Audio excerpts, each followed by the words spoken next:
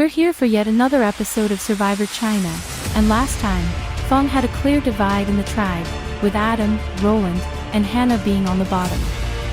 However, with Anna starting to shift up the power, she tried creating a new alliance with Maria, Roland, and Adam, with the main goal of taking down Daniela's power structure. Meanwhile on Shu, things started getting heated between Annalise and Betty, causing the majority alliance to start questioning if keeping both of them together is smart or not. After an immunity challenge that required quickness and a good eye, Shu ended up winning their third immunity in a row, sending Feng right back to Tribal Council.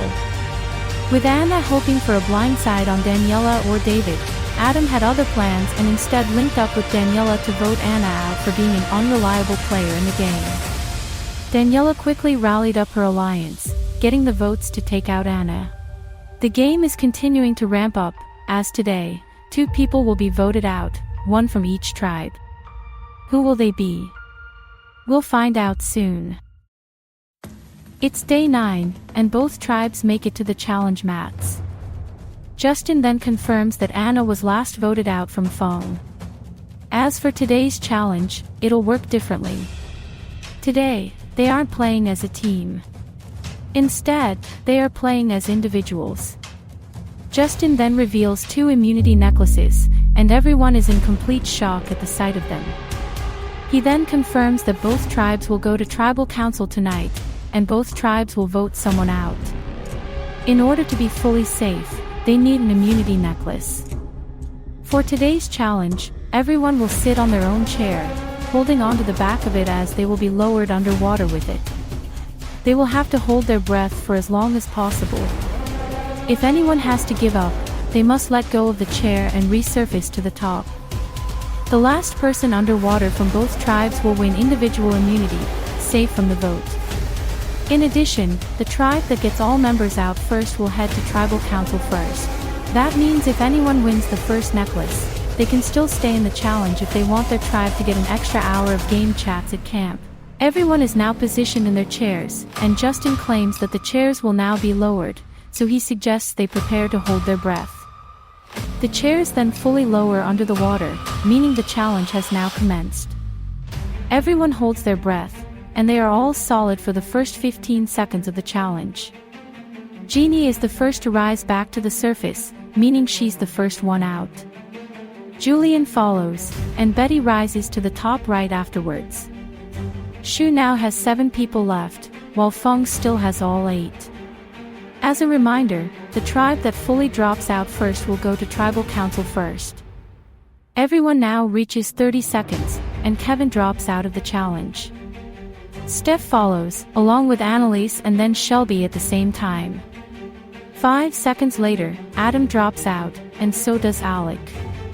Just like that, it's down to Roland, Hannah, Daniela, David, and Maria from Feng, and then Ebony, Rachel, Garth, and Sarah from Shu.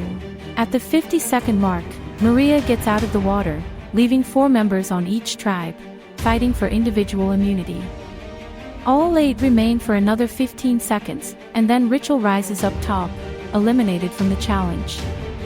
Ebony joins shortly after, along with Hannah and Daniela at the same time. That leaves Garth and Sarah still in the water from Shu, and Roland and David also still underwater. We're at 1 minute and 25 seconds, and Garth gets out of the water, meaning Sarah has 1 individual immunity on Shu. David then gets out quickly after, meaning Roland wins the immunity necklace on Feng. Both Sarah and Roland remain underwater for a few more seconds, and then Sarah decides to rise to the top. Roland also resurfaces after finding out he's the last one left. Everyone then regathers at the mats, and Justin congratulates Sarah and Roland on their immunity wins. As both head up, everyone cheers for their victories. Justin confirms that neither of them will go home tonight, and since Roland lasted longer than the entire Shu tribe, his tribe will go second to Tribal Council. Justin confirms someone from Shu will be the 5th person voted out, while someone on Feng will be the 6th voted out. He then sends both tribes back to camp, and in confessional, Hannah says she's definitely feeling nervous about going to Tribal Council a 4th time. It's quite damning, but it's the way the game is rolling now. She needs to lock in and make sure she's on the top. Otherwise, she could very easily go home.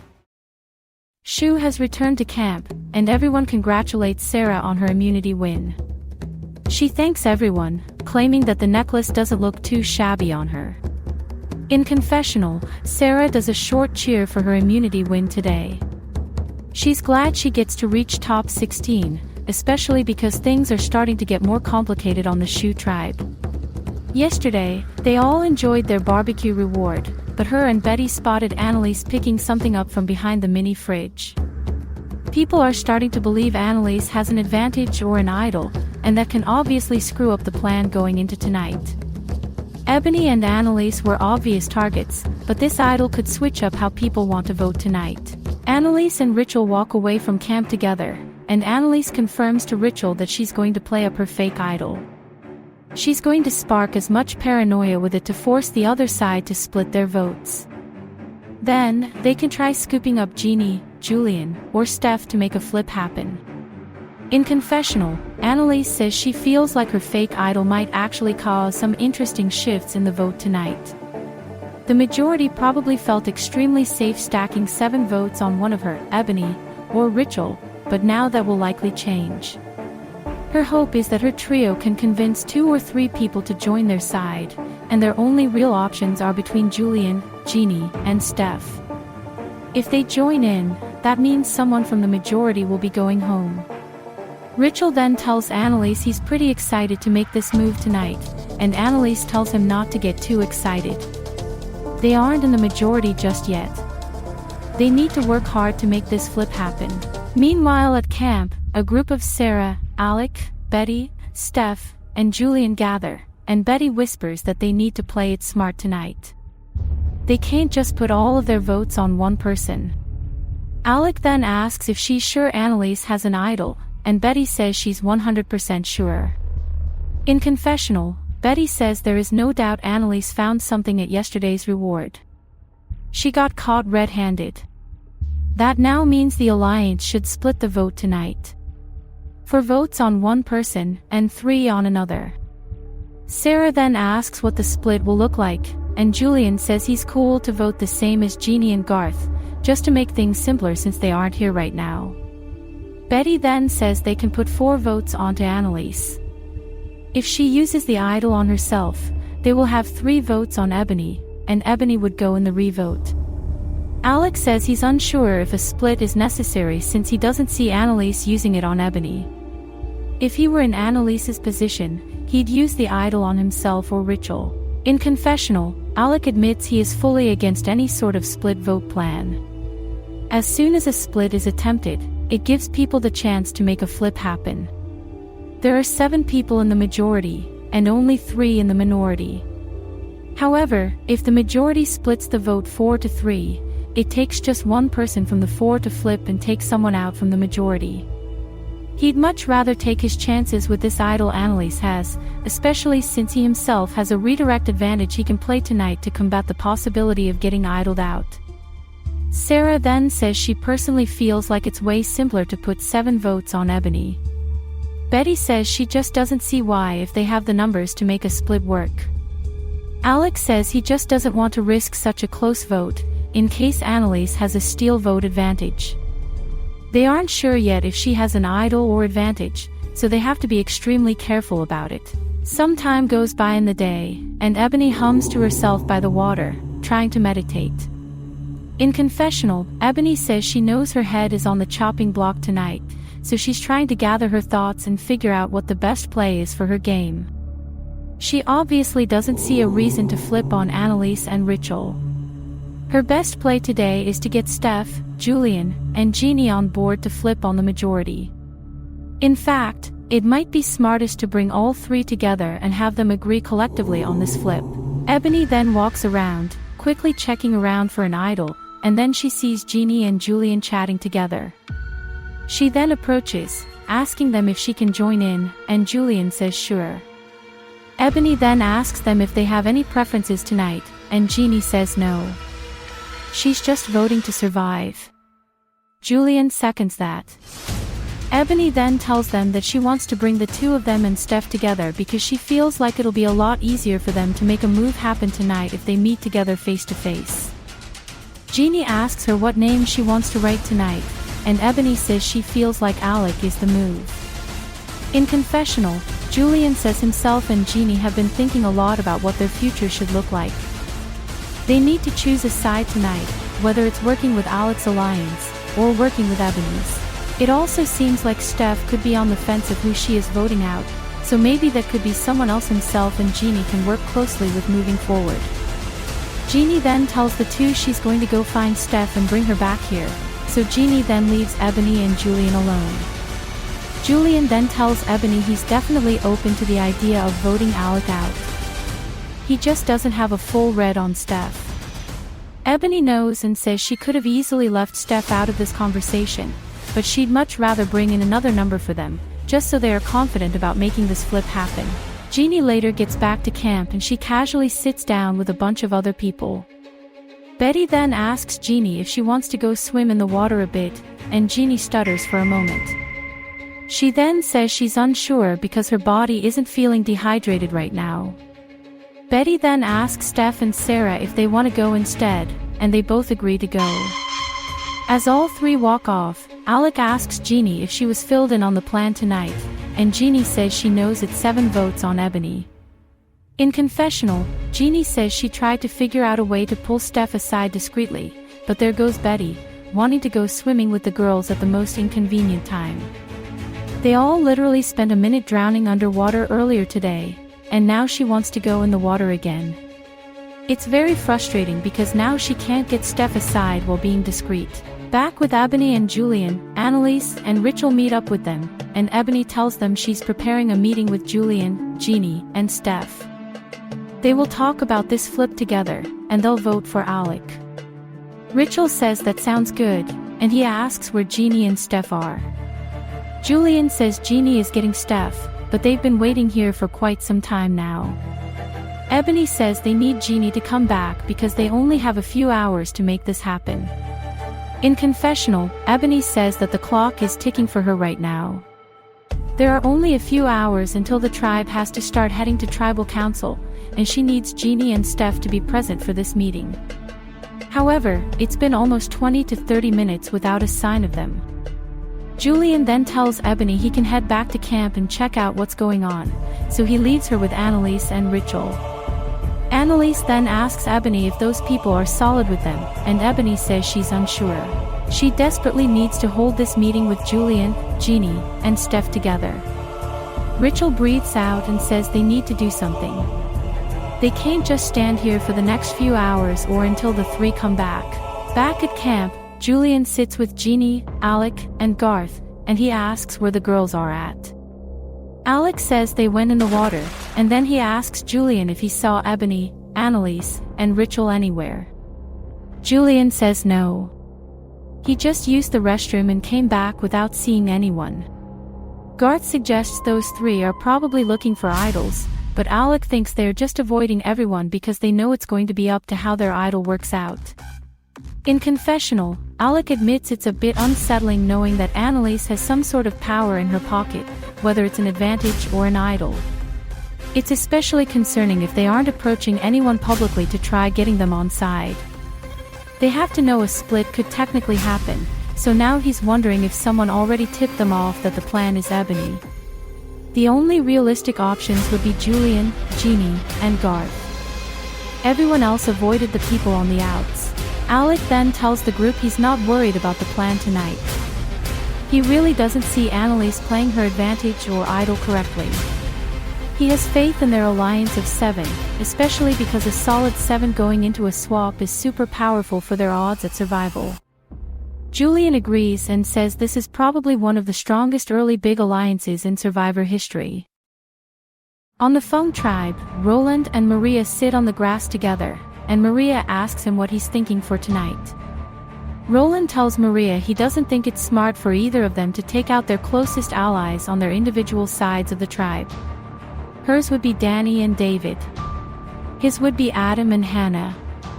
Maria then asks if he thinks it should be one of Kevin or Shelby leaving tonight, and Roland nods in response. In confessional, Maria says she has a very interesting bond with Roland out here. They are like friends, but not the typical friendship you would see on Survivor. She can tell Roland really cares about her personally, and she honestly loves his chill personality. There's something about him that just grabs her in and makes her feel comfortable. It could be dangerous to have someone like that out here if they are technically not in the majority alliance with you, but she just doesn't sense danger around Roland's gameplay. He doesn't come off manipulative. Maria then tells Roland she obviously trusts him, as always, and she knows he trusts her back. Roland says he doesn't have a single doubt in his mind that they'll stick together and always be truthful with each other. That's why he needs her to do something about Daniela and David in terms of their priorities. They need to trust himself, Hannah, and Adam moving forward. They can make something work together as a six. Maria says she knows it has to happen for their benefit. She just doesn't know how to approach it. In confessional, Roland says that Maria has the most power in this game right now.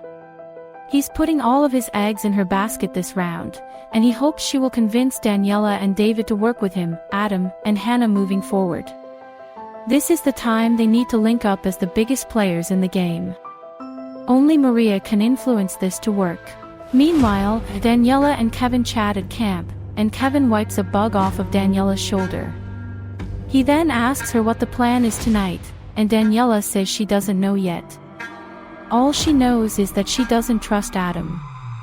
In confessional, Daniela says that ever since the Fabian boot round, she decided to take more of a back seat in terms of vote ideas. Last round, she let Kevin make the executive decision on who should go. This round, she would prefer David or Maria to call the shot because they are now at the point where they have to choose whether they will vote out Adam or Hannah. They have been on the bottom since the first tribal council, so it's now time for one of them to go. In the meantime, Hannah, Roland, and Adam meet up, and Hannah asks Roland how his chat with Maria went. Roland says he feels good about her intentions. She seems like she genuinely wants to try making a new group of six happen. In confessional, Adam says that himself, Roland, and Hannah agreed that it would be in their best interest to align with Maria because her and Roland are very close. In fact, some would say they are eventually going to get romantically involved at some point because they click really well together. If they are working with Maria, they need to respect who her allies are, and in this case, they need to work with Daniela and David rather than work against them. Adam then says he doesn't really care who goes between Kevin and Shelby tonight, but obviously, he'd prefer Kevin to go because he's really close to Daniela. Hannah says that once they talk with Daniela, they can tell her that they are all a bit worried about her closeness to Kevin, so maybe it would be best to take him out so they all feel comfortable. Roland says he feels like that would upset Danny and she would go back on the alliance in a heartbeat to save Kevin. Hannah says she just doesn't want Daniela to one day decide that she wants to remain loyal to Kevin if he's the only option left on this tribe.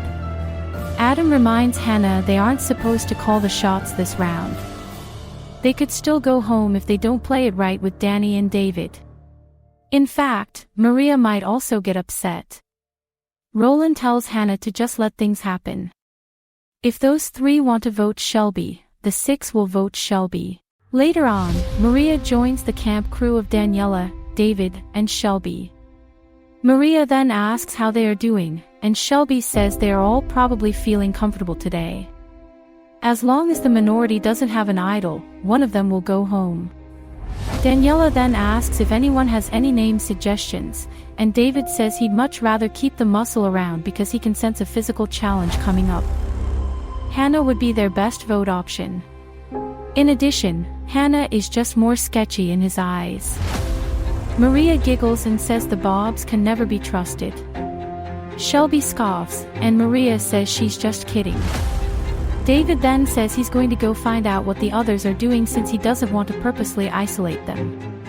Shelby says she'll join since she has nothing better to do, so both of them leave camp.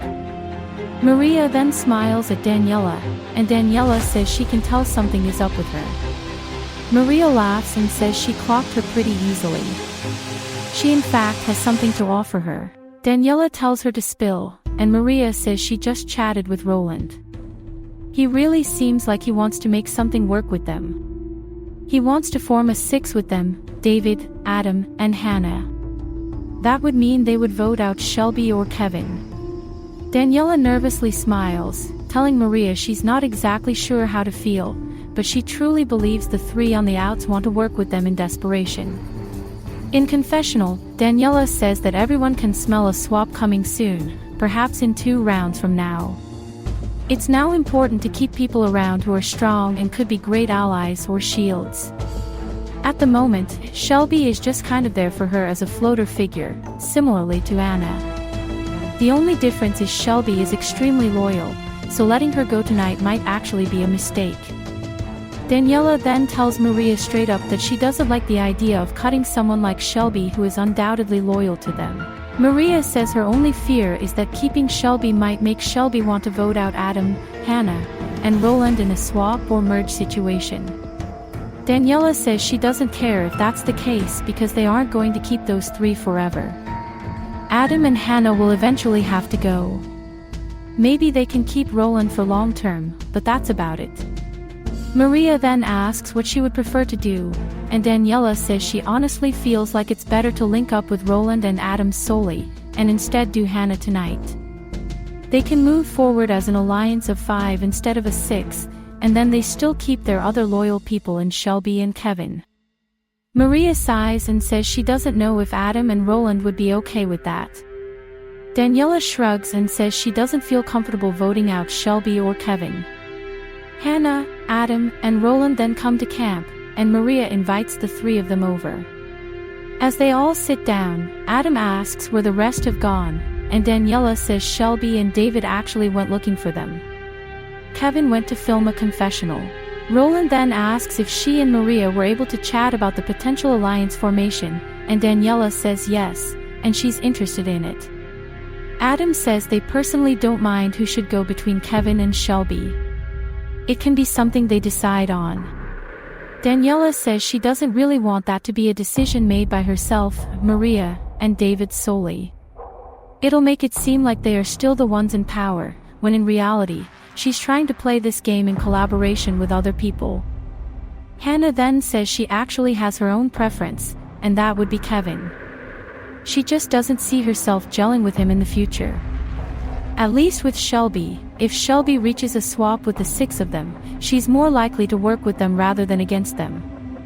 Daniela then says that if they vote out Kevin, they actually run more of a risk with Shelby flipping because she isn't fully loyal to the 3 of them, ever since she flipped on them during the Fabian blindside. In confessional, Roland says he's really hoping Maria and Daniela aren't lying when they say they are fully down to make something happen with this alliance of 6. He really likes Maria and doesn't want to continue working on opposing sides from each other. He wants the 2 worlds to join together, rather than collide. The group then settles on a name, and Daniela says she's going to go find David and Shelby right now to confirm this plan with them. With night slowly approaching, Daniela eventually finds Shelby and David, telling them that she wants to go over something with them. In confessional, Daniela says that tonight's vote will definitely be a bit tricky. A lot of trust is going to be tested, and she isn't sure if she can even trust everything Roland, Adam, and Hannah are offering herself, Maria, and David. She almost feels like it's better to just go through with voting out Hannah because she doesn't want to lose Kevin and Shelby this soon. Regardless, she's hopefully safe tonight, and that's what matters to her most. Meanwhile on the Shu tribe, tribal council is slowly approaching, and Ebony finally gets a chance to talk with Steph, Julian, and Jeannie together. She says they need to be very quick with this chat. She wants them to work together from now on, along with Annalise and Rachel. If they can make that work, they can come together tonight and blindside Alec at the vote. However, it's all up to the 3 of them because they are the swing votes. In confessional, Steph admits it's difficult to know for sure what is best for her game because she simply can't trust anyone 100%. Everyone is here to play for themselves, even the people she considers her own friends. Herself, Jeannie, and Julian are now in this swing position where they can either vote out Ebony, or make a big move and take out Alec. She sees both Ebony and Alec as huge threats in this game, but now she has to decide which person is better for her in the long run. She also has to take into consideration what Jeannie and Julian want, and perhaps they have their own set of preferences. It's now night 9, and Shu arrives to tribal council and take their seats. Justin welcomes the 10 of them to their second tribal council as a tribe, and he turns to Sarah first, congratulating her on such an impressive performance at today's challenge. Sarah smiles and thanks him, and Justin asks if she feels like the necklace brings in a new factor when it comes to deciding on who will go home tonight. Sarah says she doesn't think her necklace really does much. In fact, the only thing it does is prevent anyone from voting her out, which is obviously a great thing. Rachel chimes in and says that it was such a deserved win for Sarah.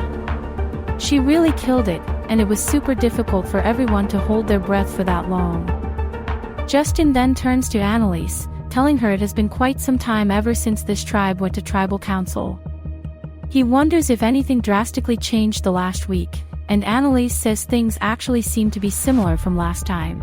The only difference is that a few people who voted in the majority previously are now stuck in the minority.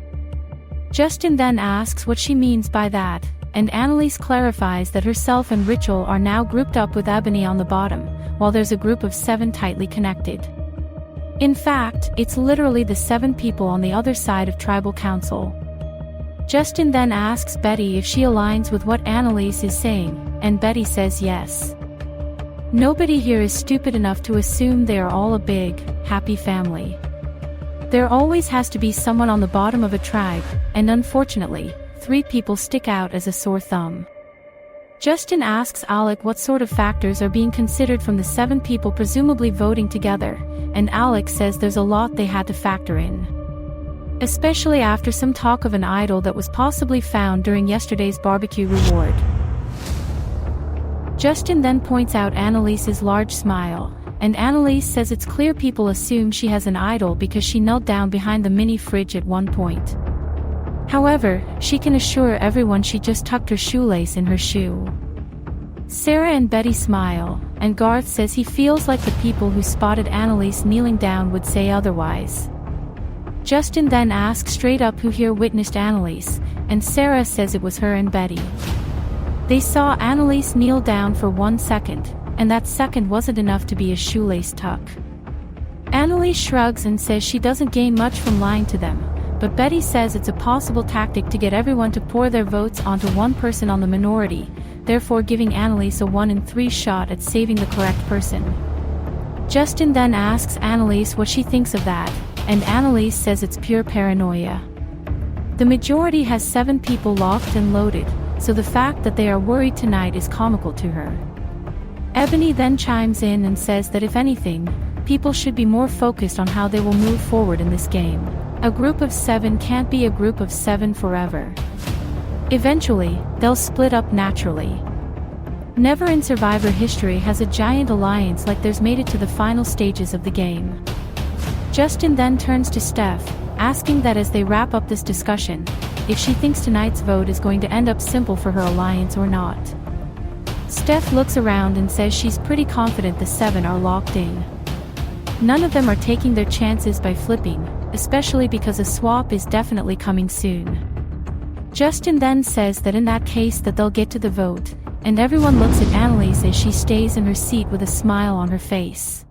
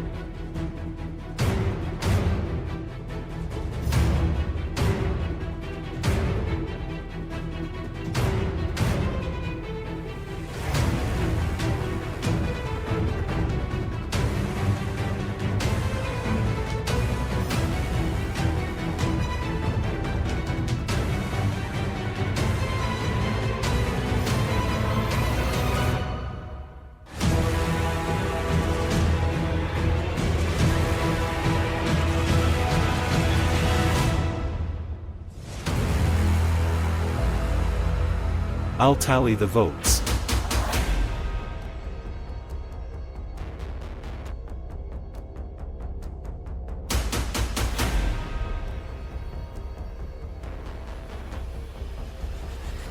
If anyone has a hidden immunity idol and they want to play it, now would be the time to do so.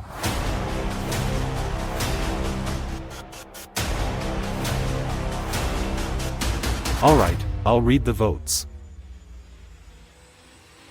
First vote. Ebony. Ebony. That's 2 votes Ebony. Alec. Alec. 2 votes Ebony, 2 votes Alec. Ebony. 3 votes Ebony. Jeannie. That's 3 votes Ebony, 2 votes Alec, 1 vote Jeannie. Ebony. 4 votes Ebony, 2 votes Alec, 1 vote Jeannie. 5th person voted out of Survivor China. Ebony. Ebony gets up out of her seat and Rachel hugs her first, and then Annalise gives her a hug afterwards, saying she'll miss her. Meanwhile, Alec gives a nod to his allies, and Steph frowns as she watches Ebony place her torch down. Justin then snuffs her torch, and Ebony turns around and says she truly can't wait to meet all of them on the outside. They all say goodbye to her and she makes her way out. Justin then tells everyone to head back to camp so the next group can come in, so they all start heading out. Ebony's final thoughts. Ebony says it was actually a very sad last hour for her in the game because her conversation with Steph, Jeannie, and Julian ended up going nowhere. Steph and Jeannie seem to be the two who really did not want to flip sides, and that's probably what made Annalise vote Jeannie, just in spite of her decision to stay with the 7. Overall, this was a fun game to experience, and she really wants Rachel to win this for the first responders. If not him, she can see Julian making it very far because the guy has a good mind for this game. Back at Tribal Council, Feng arrives and takes a seat, prepared for their Tribal Council. Justin welcomes them back, telling them he feels like this is just a nightly family gathering for them at this point. Everyone smiles, and Justin asks Hannah if it's getting frustrating for this tribe that they have to keep coming back here, and Hannah says of course. After tonight, they will be down to 7 members, and that's really scary to think about. If they lose another challenge after this round, they'll be down to 6, and that would be awful for a swap situation. David agrees and says he really wants this tribe to thrive in a swap or merge. They are true fighters, true phoenixes. They can't let a snake win at the very end. Justin then asks Shelby what type of criteria is then being considered for tonight's vote, and Shelby says she really doesn't know. Everyone has their own minds and own decisions, so she doesn't even think the tribe has a collective set of criteria. Instead, everyone is thinking for themselves tonight and how they can set their games up going forward. Justin then turns to Roland, asking him if last night's tribal council may have created any new divisions or not, and Roland says it definitely sparked a lot of conversations. Essentially, the tribe voted unanimously, so that was the first time they weren't a tribe divided. Justin asks Maria if that really means much in the grand scheme of things, and Maria says it actually does because it opens possible avenues for everyone going forward. Anna proved that anyone can be ruthless, including herself since she tried to make a big move that ended up backfiring. Justin asks Kevin what his own criteria looks like for tonight's vote, and Kevin says he just wants to work with people he trusts. There are a few people here he doesn't fully know if he can trust, so one of them will be getting his vote. Adam smirks, and Justin asks him why he laughed for a moment. Adam then says he knows he's one of those people Kevin is talking about, so he found it funny how he didn't want to keep his vote a secret. Kevin shrugs and says he doesn't need to be secretive because everyone knows where he stands on this tribe. Justin then asks Daniela if she's 100% certain she's voting a way that works great for her game going forward, and Daniela thinks about it for a moment and says she does. She wants to ensure she moves forward with people she can rely on, especially now if they reach a swap. As David said earlier, it'll be better to see a phoenix win this whole game rather than a snake. In order to do that, they need to play smart as a tribe and be cohesive. Hannah adds that it would be tragic for this tribe to go into purge mode and start taking each other out. There's a tribe of 9 right now that is likely going to have a lot of trust and loyalty, so as a tribe of 8, soon to be 7, the Phoenix tribe needs to get it together and combat against it. Justin then asks if anyone else wants to add anything, and Shelby says she'll just say that if she somehow goes home tonight, people will be missing out on her fashion sense this season. That's all she has to comment on. Many people smile in reaction, and Justin then says it seems they are now ready to vote, so they'll get right to it.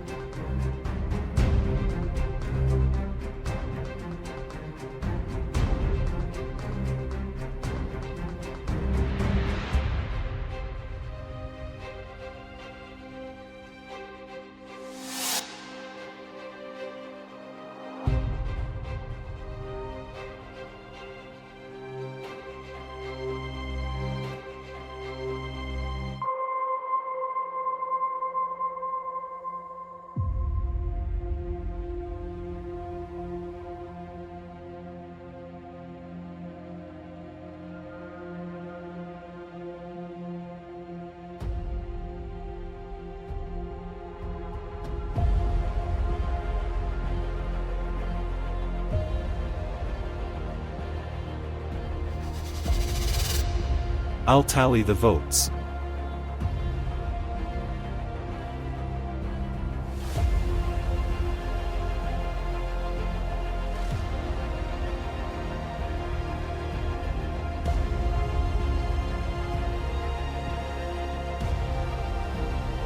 If anyone has a hidden immunity idol and they want to play it, now would be the time to do so.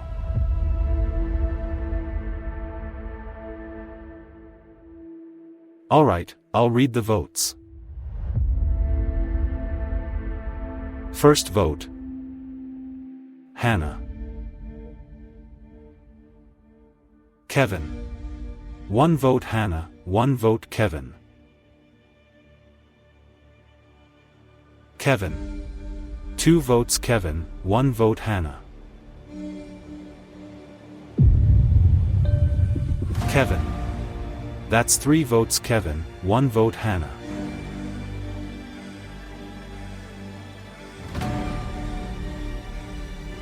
Kevin. 4 votes Kevin, 1 vote Hannah. 6th person voted out of Survivor China. Kevin. Kevin sighs out loud and laughs uncomfortably, claiming he never expected this to happen. Daniela says sorry to him and he says it's all good. It's just a game in the end. Hannah breathes out and leans forward, relieved she survived. Roland then turns to Maria, and Maria gives a quick nod to him. Kevin then puts his torch down and Justin snuffs it. He then makes his way out, and Daniela tells everyone that this is the group that will succeed moving forward. They all agree, and Justin then sends Feng back to camp, so they all start heading back. Kevin's final thoughts. Kevin feels like his trajectory in the game was all over the place. He started off on the outs, possibly the tribe's target, to then entering a new majority, all thanks to Daniela. He feels like ever since Anna flipped on the alliance, everyone started doubting each other. As a result, it got him voted out right afterwards by the people he trusted. He feels like he understands Daniela's decision tonight. She probably felt like she had to join up with the opposing side rather than go against them, since a swap was rumored to be nearing. Perhaps she saw him as the most expendable, so she took him out over anyone else. Regardless, he respects the move and can't wait to see how this game goes on from here. It's now day 10 in the game, and both tribes arrive to the mats. They find out that Ebony was last voted out from Shu, and Kevin was last voted out from Feng. Justin then welcomes them all back, congratulating them all for surviving last night's double. However, as they all should know, Survivor China is a season where breaks don't exist. He says that because today, everyone will drop their buffs as they are now switching up the tribes. Many people smile, expecting this to happen, while some are visibly worried. In confessional, Betty says the swap was expected, but obviously it still worries her. It can screw anyone up, even those who were in a good position. Justin then says they'll all collect a new wrapped buff at random, and they'll either get to be on the new Feng tribe, or the new Shu tribe. In another confessional, Maria says that Feng just voted as a tribe twice in a row, so she really hopes more of them can stick together in this swap. The people she really wants to stay on a tribe with are Daniela, David, and of course Roland. Everyone then has a new wrapped buff in their hands, and Justin says they can all unravel their new buffs. He then asks them to head to the colored mat that matches their buff's color, so people begin moving around. In confessional, Alex says he got a red buff, and that immediately gave him a chill down his back. However, when he saw who else got red, he was relieved to see 3 other Alliance members join him in Betty, Steph, and Jeannie. Unfortunately, Annalie swapped over as well, but she'll be dealt with, even if that means playing around her advantage or idle. Justin then goes over the 2 new tribes. On the new Feng tribe, we have Adam and Hannah as the only 2 original Feng staying together, while the other 6 are Annalise, Rachel, Alec, Betty, Steph, and Jeannie. In confessional, Adam says his heart just dropped down onto the mats when he saw the division on his new tribe. 6 snakes are on his tribe now. 6 snakes. Let that sink in. In another confessional, Hannah says she's over it at this point. She can never get good things. Justin then goes over the new Shu tribe. It consists of Garth, Sarah, and Julian as the 3 original Shu members, and then swapping over are Daniela, Maria, Roland, Shelby, and David. In confessional, Sarah says that this swap is no bueno for her. There are 5 people who she never met before, and she only has 2 people from her old alliance joining her. In another confessional, Julian says he just kept looking over at the other tribe and felt so jealous because most of them were in his alliance, and now they seem like they could all reach merge while he's on a tribe with 5 Feng members. It's quite literally a disaster for him now. Justin then tells the 2 tribes that they'll need to get to know their new members since the game has to go on. In the last confessional of the episode, Daniela says she's very excited for this swap. It's the best case scenario for her, and now these 3 little baby snakes are going to have to fight for their lives on this tribe.